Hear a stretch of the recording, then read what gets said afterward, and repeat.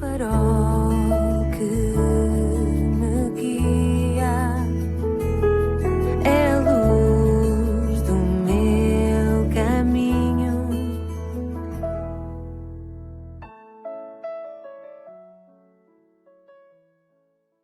Sou o Carlos Oliveira e quero dar as boas-vindas à 142ª edição do programa Pedindo Luz.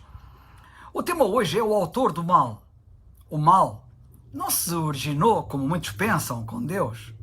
Ele não é, seja em que sentido for, o autor ou a fonte do mal.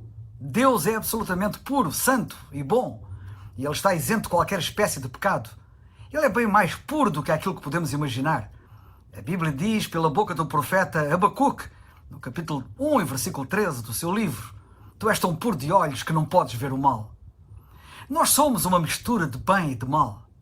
Porém, Deus não é assim, nem nunca será assim. A Bíblia ensina claramente que Deus é bom e o mal não vem de Deus, mas vem de Satanás. Sabemos que, porque Deus é santo, Ele não pode originar nem justificar o mal. Nenhum pecado, doença, sofrimento ou até mesmo a morte vem do Senhor. Ele é luz e nele não há trevas nenhumas. Lemos isso na primeira carta de João, capítulo 1, versículo 5. É impensável, pois, que ele seja a causa de tudo aquilo que é contrário à sua própria perfeição moral. Como se concilia, então, isto com Isaías 45:7, que parece dizer que Deus é o criador do mal? O texto bíblico diz: Eu formo a luz e crio as trevas, eu faço a paz e crio o mal. Eu, o Senhor, faço todas estas coisas. A explicação é muito simples. A Bíblia diz muitas vezes que Deus faz aquilo que Ele permite que seja feito. Isto enfatiza a sua vontade permissiva, que é bem distinta da sua vontade ativa e diretiva. Uma importante diferença que deve ser reconhecida no estudo da palavra de Deus. Por exemplo, Ele permite muitas vezes que os seus passem por experiências que, à partida, Ele nunca teria escolhido que passassem. Ele permitiu, por exemplo, que a nação de Israel vagueasse 40 anos pelo deserto, quando a sua vontade ativa e diretiva, se tivesse sido aceite por eles, tê-los-ia levado à terra prometida em escassas semanas. Mas, apesar disto ser verdade, e é verdade, quem conhece bem o hebraico, a língua em que foi escrito este texto de Isaías 45:7 no original, sabe que a palavra que foi traduzida por mal significa realmente desastre, calamidade ou juízo, o que torna o quadro bem diferente. E nota bem que é esse o contexto em que este versículo surge. É só ler o capítulo inteiro para se perceber isso. O isolamento de um versículo do seu contexto normalmente serve um mau pretexto, e tem sido este o caso aqui. A isso chama-se, além do mais, desonestidade. Infeliz e maldosamente, alguns têm isolado este versículo para blasfemarem do bom nome de Deus, dizendo erradamente que Ele, Deus, é o criador do mal. É claro, em outras passagens das Escrituras, que é dito ser realmente Satanás o autor da doença, do sofrimento, da tragédia, da destruição, enfim, o autor do mal. As perdas e intensa dor de Jó foram provocadas pelo diabo, como se vê no livro que tem o seu nome, nos capítulos 1 e 2. Mas mais, o Senhor Jesus Cristo disse que a mulher que estava encurvada, que era corcunda, havia sido presa por Satanás há 18 anos. Lemos no Evangelho de Lucas, capítulo 13, versículo 16.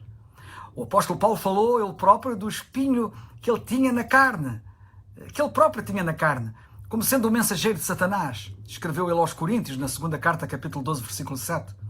Satanás é o culpado que está por detrás de todos os problemas da humanidade. Não é Deus o culpado. Aliás, é preciso cuidado, pois desde o início, desde o Jardim do Éden, que Satanás tem querido teimosamente e não desiste, como se vê. Ou eu não estaria aqui a tentar pôr a nu o seu ardil. Repito, tem querido teimosa e insistentemente fazer passar a mensagem de que Ele é que é bom e de que Deus é mau. Não te deixes enganar. O diabo não é uma mera ideia que as pessoas imaginaram para explicar porque há tanto mal no mundo, como alguns erradamente acreditam e divulgam. Esses já estão vitimados por ele, enganados pelo pai da mentira, que é assim que Deus o chama e o define. Satanás é o pai da mentira. E alerto-te para o facto de a sua ação mentirosa não se esgotar neste aspecto. O espectro da sua mentira é muito vasto, fazendo-te acreditar no que não é verdade. Entre muitas coisas, por exemplo, sobre Deus, sobre a tua alma, sobre a vida após a morte. sobre a eternidade, sobre o céu e sobre o inferno. O Senhor Jesus Cristo disse que a palavra de Deus, a Bíblia, é a verdade. Deves, portanto, conhecê-la. É o que eu te aconselho, sob pena de seres gravemente enganado se tu a ignorares. A Bíblia diz que o diabo é uma personalidade real e, em última análise, está por detrás de todo o pecado e do mal deste mundo. Satanás é indubitavelmente o autor do mal.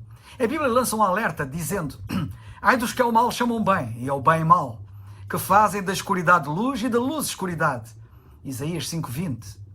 A humanidade está envenenada pelo veneno mortal que Satanás lhe injetou, o pecado.